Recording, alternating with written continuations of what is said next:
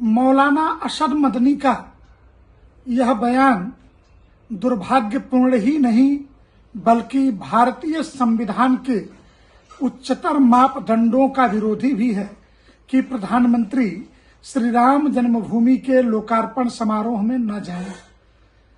व्यक्ति धर्मनिरपेक्ष नहीं होता है, कोई राज्य या राष्ट्र धर्मनिरपेक्ष होता है। हर व्यक्ति का अपना एक धर्म है। इस्लाम की तरह से दरिंदगी नहीं है।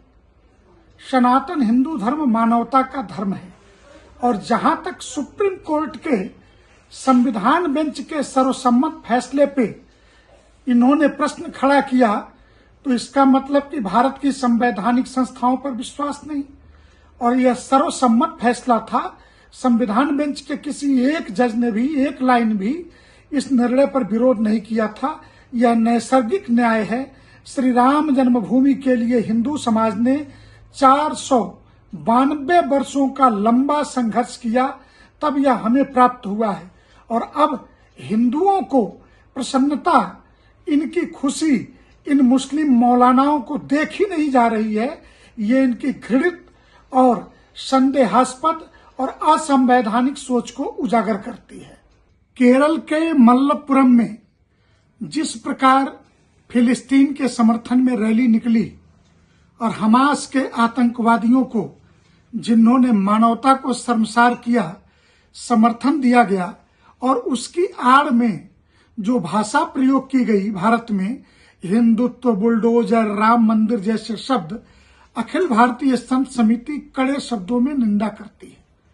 और हम यह बताना चाहते हैं कि पीएफआई के गुंडे और यह आतंकवादी जो दस्ते हैं, भारत के हर नगर में जो एक गाजा पट्टी बना करके रखे हुए हैं कि तुम्हें भी वह दुर्दिन न देखना पड़े गाजा पट्टी वालों की तरह से कि हिंदू भड़क उठे और बार बार प्रवोक करने की आदत छोड़ दो।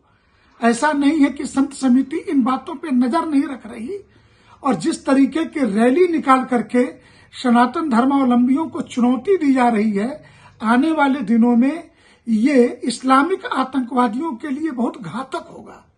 मौलाना अशद मदनी का यह बयान दुर्भाग्यपूर्ण ही नहीं बल्कि भारतीय संविधान के उच्चतर मापदंडों का विरोधी भी है कि प्रधानमंत्री श्री राम जन्मभूमि के लोकार्पण समारोह में न जाएं।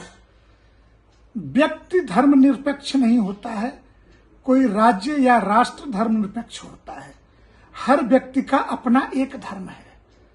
इस्लाम की तरह से दरिंदगी नहीं है।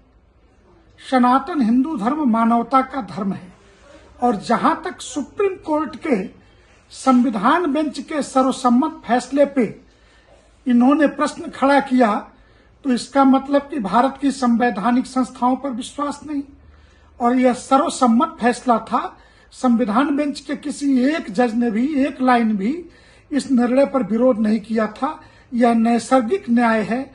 श्री राम जन्मभूमि के लिए हिंदू समाज ने 492 वर्षों का लंबा संघर्ष किया, तब यह हमें प्राप्त हुआ है। और अब हिंदुओं को प्रसन्नता, इनकी खुशी इन मुस्लिम मौलानाओं को देखी नहीं जा रही है। ये इनकी घृणित और संदेहास्पद और असंवैधानिक सोच को उजागर करती है।